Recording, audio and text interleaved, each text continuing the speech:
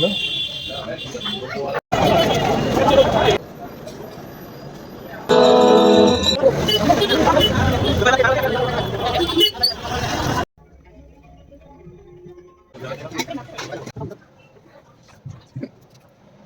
নমস্কার, কেমন আছেন আপনারা? আমি পৌলমী আবারও এলাম নতুন একটি ব্লগ নিয়ে। বেশ কিছুদিন পরই এলাম। আশা করছি আপনারা সকলেই ভালোই আছেন। আজ আমরা বেরোচ্ছি বেনারস যাওয়ার উদ্দেশ্যে।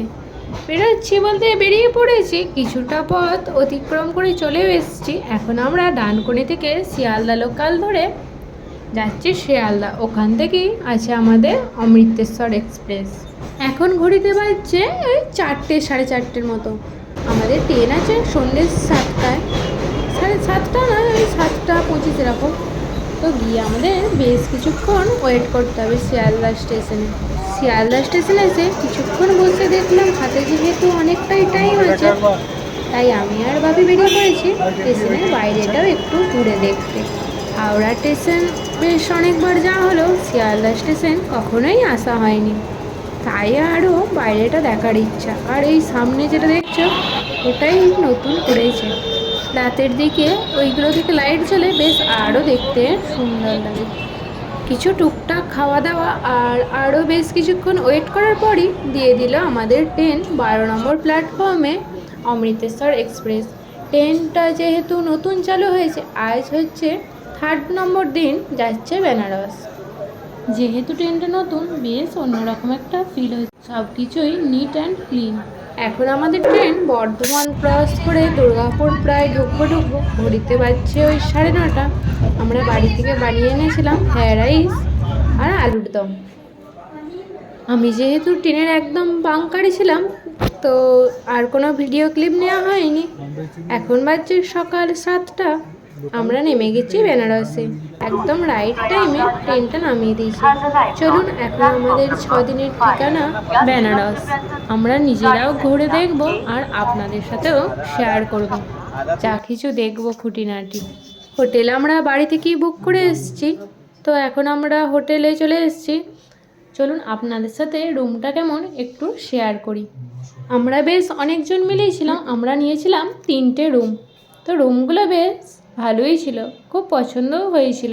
আসলে বিশেষ করে রুমের দরকার পরিষ্কার, আর এখানে রুমগুলো ছিল খুবই পরিষ্কার, আর হোটেলের স্টাফদের ব্যবহারও খুব ভালো। হোটেলটির নাম হলো কাশীনাথ পিলগ্রিম। মন্দির থেকেও খুব বেশি দূরে নয়, মন্দিরের 4 নম্বর গেটটা বেশ কাছেই। আমি ফ্রেশ হয়ে চলে এসেছি আর মা ফ্রেশ হতে গেছে, আর বাপি এখানে আমার ব্লগ চালিয়ে দেখছে টিভিতে। ফোনেতেই তো সবসময় দেখা হয়, টিভির বড় স্ক্রিনটায় দেখতে বেশ ভালোই লাগছে নিজেকে।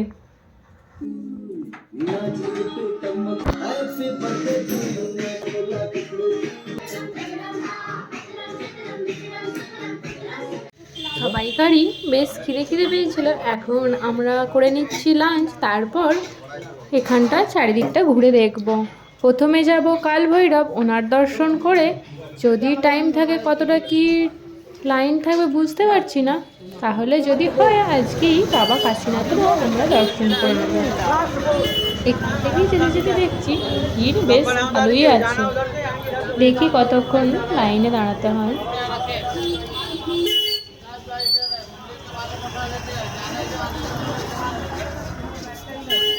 पेपर खोल लीजिए, वापस इधर जाना है, फिर जाना पड़ेगा। चप्पल जूते खोल लीजिए, सामने राइट से मंदिर है।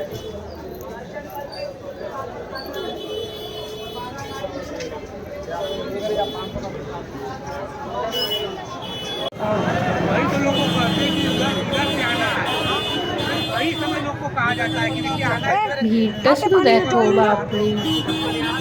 এটা আমরা চলো পুজোর ডালা নিয়ে নিই। পূজা দিয়ে কাল ভৈরবকে দর্শন করে আমরা বেরিয়ে গেছি। বেশ 1 ঘন্টা তো দাঁড়াতে হলো, অনেকটাই ভিড় ছিল, তবে খুব ভালোভাবে দর্শন করা হয়েছে। এখানে আমরা দেখলাম সবুজ ছোলা, আমাদের ওদিকে কখনো দেখিনি, তাই কিনে সবাই মিলে একটু সবুজ ছোলা খাওয়া হলো।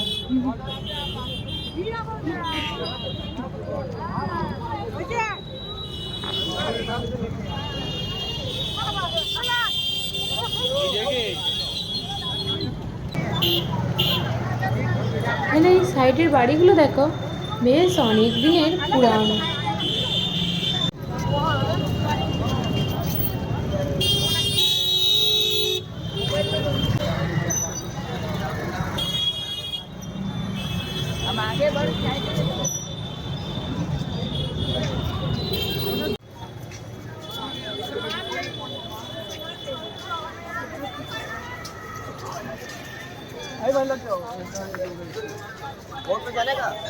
এখন আমরা যাচ্ছি দশাশরণ ঘাটে, আর কিছুক্ষণ পরই ওখানে আরতি শুরু হবে। শুনেছি বা ভিডিওতে দেখেছি প্রচুর ভিড় হয়, বুঝতে পারছি না আমরা বসার জায়গা পাবো কি না। চলুন যা দেখবো আপনাদেরকেও দেখাবো।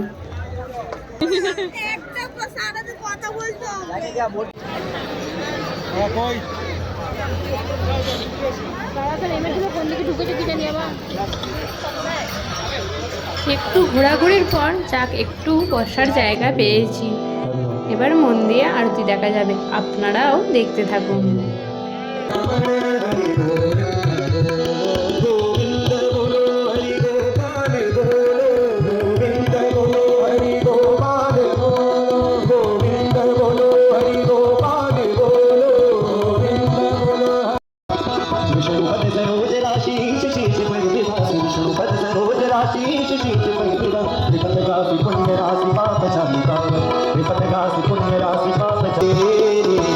शरण परे जो तेरे सोनर तेरे जाता ओम जय गंगे माता।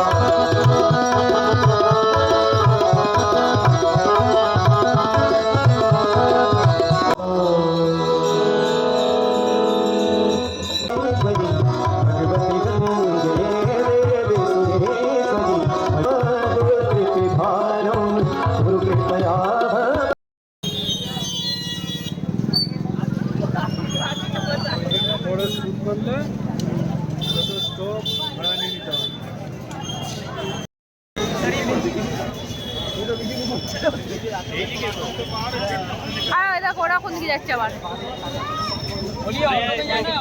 আমরা বাবা কাশীনাথের দর্শন করে চলে এলাম রুমে। বেশ ভালো লাগছে, কাল ভৈরব আর বাবা কাশীনাথ একদিনই দর্শন হয়ে গেল। কাল যাব সাইড সিনে, মানে ওই কাছের মন্দিরগুলো ঘুরে দেখব। এখন ওই একটু বেশ রাত হয়েছে বলে কাশীনাথ বাবার মন্দিরও অনেকটাই ফাঁকা ছিল। দুপুরে যখন গিয়েছিলাম কি ভিড়, ভেবেছিলাম আজ বোধহয় দর্শন হবে না। ডিনার করিয়ে এলাম, সবাই একটু ক্লান্ত। আজই এসেছি যেহেতু একটু গল্প করে সবাই যাব শুতে।